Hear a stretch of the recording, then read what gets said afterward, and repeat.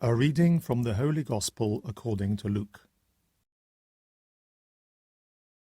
There was a lawyer who, to disconcert Jesus, stood up and said to him, "Master, what must I do to inherit eternal life?"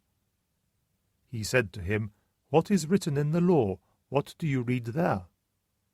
He replied, "You must love the Lord your God with all your heart, with all your soul, with all your strength, and with all your mind, and your neighbor as yourself." "You have answered right," said Jesus. "Do this, and life is yours."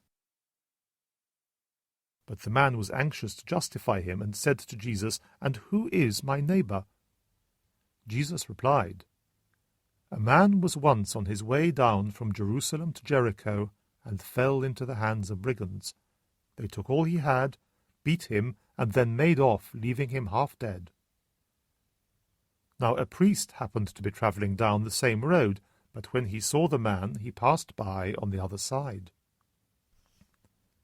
In the same way a Levite who came to the place saw him, and passed by on the other side.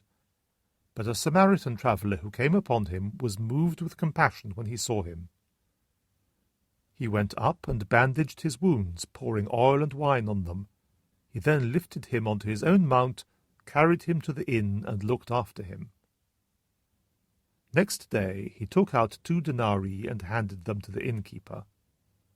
"Look after him," he said, "and on my way back I will make good any extra expense you have."